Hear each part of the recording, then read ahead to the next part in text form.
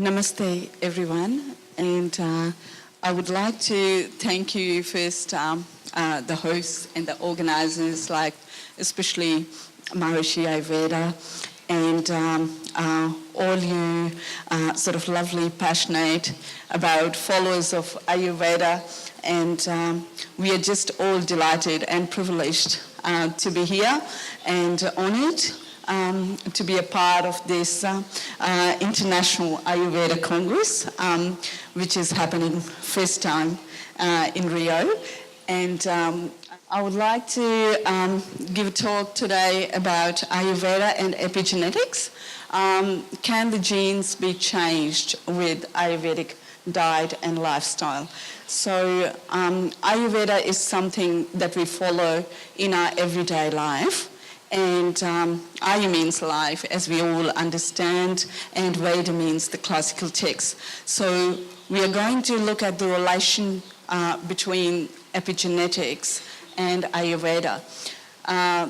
Epigenetics is the science of change, and that actually sort of this transformation started happening in 2006. Can we go back, please? Just stay on the same slide, yeah. So we're going to talk about like can diet influence the epigenetics and our health. So when we talk about like how the diet can influence the epigenetics and by following the Ayurvedic diet and lifestyle, thank you. So, and our health, like we basically talk about we consider in Ayurveda that the genes don't change, they just turn on and off at times. And say, for example, when we talk about cancer or we talk about Alzheimer's, so these are the conditions which are immunity or immune disorders. And we consider like the changes that happen, that can happen like in the cells, like with the genes, on and off, like not consistent, like it doesn't keep changing all the time. Epigenetics in life. So what do we eat? Like in Ayurveda, everything is based more on the diet and the lifestyle. So we have to consider with the epigenetic diet, what do we need to eat? So we mainly pay attention on the environmental factors and the lifestyle choices. So we really, what it matters is the foods like we eat and the quality of air we breathe and when do we go to sleep. So these are the three most important environmental factors we have to pay attention to, and we have to see like how that can affect like on the epigenetics. So the lifestyle and the food, how the environment can modify your genetic expression without changing your DNA sequence. So when we talk about the environment, like we talk about all these environmental factors, or the lifestyle. So the sleeping, having a restful, good sleep, like is the most important factor, environmental factor that counts on to the epigenetics. And then we look at like the air we breathe, like as in we do pranayama as a lifestyle, we do meditation or like breathing exercises, and then the foods that are specific that we eat that can convert that genes sequence, yeah? So can we? Now it appears our diets and lifestyles can change the expression of genes. How? By influencing a network of chemical switches within our cells, collectively known as epigenome. So it's been said by Nova's ghost in your genes, like the PBS. So when I was like doing this study about like how epigenetics matters and it can change the diet and lifestyle can affect on the epigenetics, it appears like it's just the expression that changes in the genes. So as we discussed before, it's like the change is on and off at times, it's not all the time. And then by influencing these chemicals switch between the on and off of the cells. It's collectively known as epigenome. So the epigenetics of the foods that can affect, and this is particularly with the Ayurvedic diet, when we mention this, ginger root, garlic, apples, red grapes, especially the apple peel, that actually affects a lot on the epigenetics. And broccoli, in the herbs and spices, it's mainly the turmeric and the fennel. Turmeric anyways has got millions of benefits, it's anti-cancer, it's anti-inflammatory, it can affect on your immunity, it can do the healing, as in when people get injuries and stuff. We recommend to have turmeric with the ghee and apply it even locally, and even have an intake of the turmeric that actually affects a lot on the epigenetics. Next one, thank you. So how do I contribute towards this? Mainly the environmental factors when we talk about. So we say turn off the stress. So is it not serving me? Actually, what we have to do is go out there and thrive. Eat less of the toxins, eat more fat. When we talk about fat, it's about the saturated good fat. We're not talking about the one that's unsaturated or monounsaturated or polyunsaturated fats, which are monounsaturated fats, good fats. And take the deep breaths and look out how different the life is from there. So all these changes, that matters a lot on building up the epigenetics. Next one, thank you. So go wild, which means we have to go in tune with the nature. We have to go and start taking more of the plant-based, fresh-based, plant-based diet. So how that matters is we are not separated from nature because we've grown out of nature. And our body, we have to go in tune with the body and the nature and listen to our body, listen to the signals our body gives to us, and then imply, look, which foods are for our body, for ourselves individually. Ayurveda focuses on the individual, each of the individual diets. It's not generic. It's not for everyone common. There are some things, some foods that are in common that everyone should be taking. Say, for example, turmeric is a stuff that can be taken with a person with any constitution. But when it comes to certain foods, our body can tell us that this is not for me. So you try once, you try twice, you try thrice, and when you keep noticing the same signs happening and the signals your body is giving to you, you stop right there. That means that food is not for you. So that's a common and a generic thing that anyone can assess to see which food is for themselves or for their body or not for themselves, individually. So we are living under the same roof as a family, but still we all are different. Ayurveda considers every individual is different in itself. Although we inherit genetically, where we talks about the epigenetics, we genetically inherit the constitution, the prakriti of the body that comes to us from our parental hereditary. But when it comes to the imbalance we are talking about, which is vikruti, that we create or self-manifest, we create ourselves, the imbalance in the body. And so our body is the greatest vehicle we will ever own. So we have to look after our body just because it's our body. So every individual have to consider themselves rather than considering even as a family living under the same roof. Okay, next one, thank you. So the plants, basically, when we say go wild, we say go with the plants, start eating more of the fresh, leafy, more vegetables. And So there we go, like we unlock the best version of ourselves. It's the time to educate myself. That's what every one of us have to tell ourselves. It's a time for us to make ourselves more aware, more educated.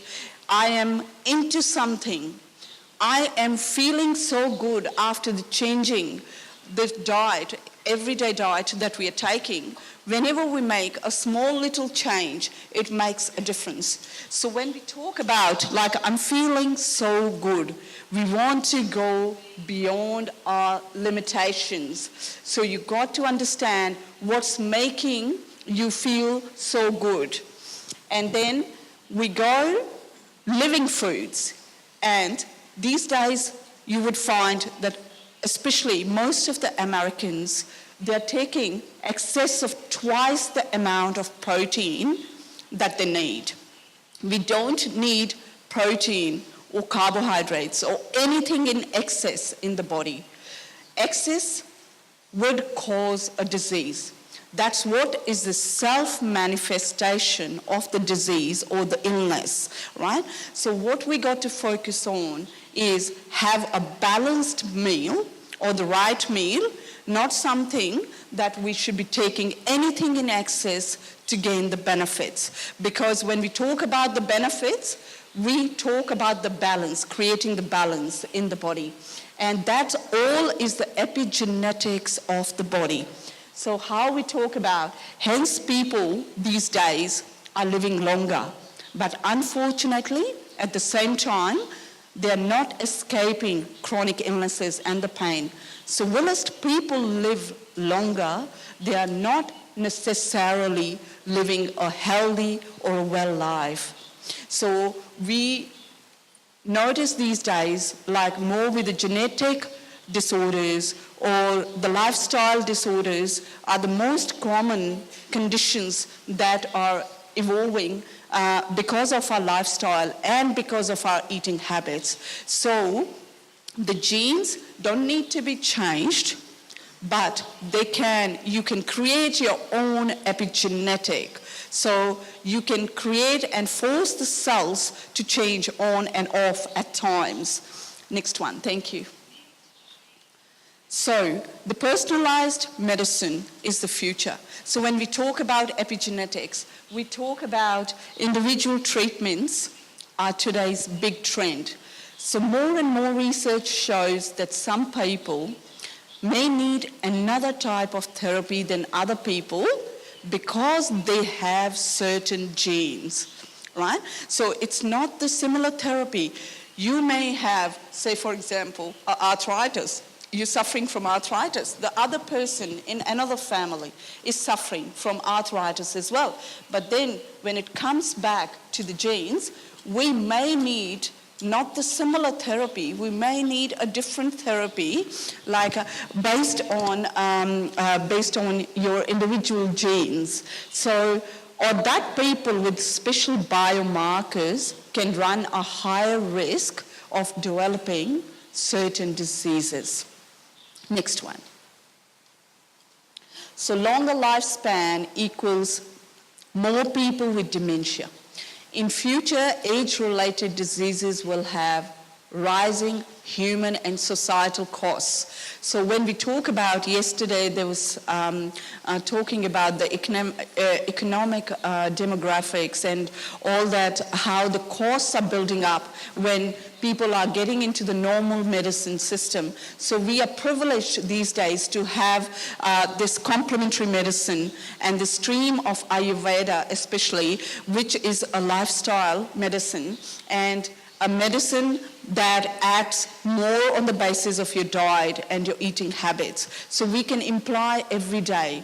We can do yoga. We can do meditation every day of the life. So in future, these age-related, which is like the aging diseases that are meant to happen more. So many elderly people will suffer from cancer and various metabolic diseases such as type 2 diabetes. I'm going to give a talk about the diabetes in the evening today, so we're going to talk about that more. Because they're overweight, but our greatest challenge will be dementia diseases, that we still cannot treat or prevent, said Rasmussen, who heads the Center for Healthy Aging at the University of Copenhagen. So it was well said by him, because these days, because of our eating habits and our lifestyle, more and more people are suffering from these lifestyle disorders. Next one, thank you. Aging is still a mystery. We know that the ends of chromosomes called telomeres shorten as we grow older. So we also know that the biological processes in some cells become a little weaker, but we don't know precisely what happens and why. So there are really very many unknowns about the aging. So why the aging happens. But we can always slow down the aging, and we can reverse the aging, and that's possible by following the Ayurvedic diet and lifestyle and getting to form up your own epigenetics. Thank you. Next one. Obesity is still a threat. So obesity remains one of the early big risk factors in connection with the lifestyle diseases that often hit people who are getting old, said Professor Thorkild Sessensen, who works with metabolic and clinical epidemiology at the University of Copenhagen and head of the Institute of Preventive Medicine at Frydenberg Hospital. Perhaps the answer to the obesity mystery will be found in epigenetics. So again, it comes back is to the epigenetics. So, which is the study of changes in the DNA caused by environmental factors, as we discussed, the pollution, what we eat, when and how much we sleep, stress, the diet, and the lifestyle. Next one. New technology adverse effects. Dr. Davis, Director of Cancer Research Unit and founder of Environmental Health Trust, noted in a recent talk how the exposure to increased radioactive waves caused by new technologies was a contributing factor to people suffering from cancers, nervous disorders, memory loss, and lack of concentration. Although people are mindful of the adverse effects of these rays and how they affect their health, there still seems to be no proven connection to these causes, and we have no further advancement in a prevention against them. So we all got to factor, like look at the factors like the diseases, the lifestyle disorders that's being caused, like because of the environmental factors affecting, and because of our diet, that we are not like really following the diet in a proper manner, and the lifestyle are living. We are more stressing, our life is more stressful these days. So all these are the things that we should be focusing on. Next one. Getting back to our roots. So I believe that the potential solution to these effects is to follow fundamental laws of nature, which we've already discussed, and look at the Eastern medical system, which is Ayurveda. People are awakening to the responsibility of their own health and seek to be in charge in a partnership with their chosen healthcare professional. So you have a right to choose what you want for yourself, what you want for your body, or what you want, whether you want like all these lifestyle disorders to be happening or you don't want. Right? So they are reaching more to the practice of natural therapy and ancient wisdom. So we have got heaps of choices, integrative medicine, we've got Chinese medicine, we've got Ayurveda, kinesiology, aromatherapy. We've got heaps of choices to make. It just, whatever works for us is a medicine. So it's not that you have to follow one particular stream or the area of medicine. It's anything that works for anybody is a medicine. So all you got to focus on is that you're not putting in too many drugs or chemicals or toxins in your body, and following more of the natural therapies, paying more attention towards your body, getting more aware about your conscious self and your body, and then feeding yourself right. So, in principle, practitioners of natural sciences can address the client's family history, genetic factors, lifestyle, diet, and social circumstances to land on the core health issues. This is clearly looking in modern medicine, as most often drugs are given to treat the discomfort, but not to correct the cause. This in turn creates a loop of visits to the doctors with no real relief or the sense of empowerment in the direction of one's own well-being. Next, please. Thank you. So the future of medicine as a natural health Ayurvedic practitioner myself, I've been practicing for the last 20 years in Australia, and I have realized myself that people mainly struggle with their diet. They don't know what to eat. So this is what Ayurveda focuses on.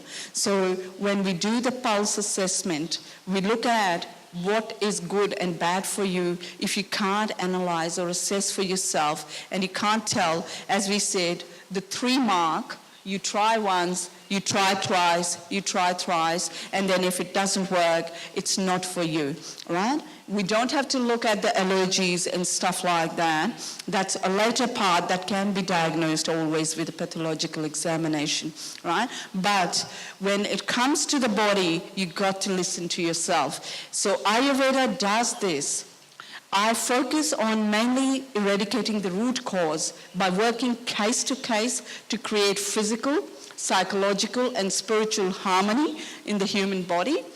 Ayurveda does this by improving and strengthening the immune system, reducing the stress, and cleansing the body, allowing it to expel the breeding ground for the disease. So what's causing it? What's the cause? It's not about the symptoms. The symptoms disappear by itself. So all you got to focus on is the root cause of the disease or the illness, and understand your body, and then treat the cause rather than treating the symptoms.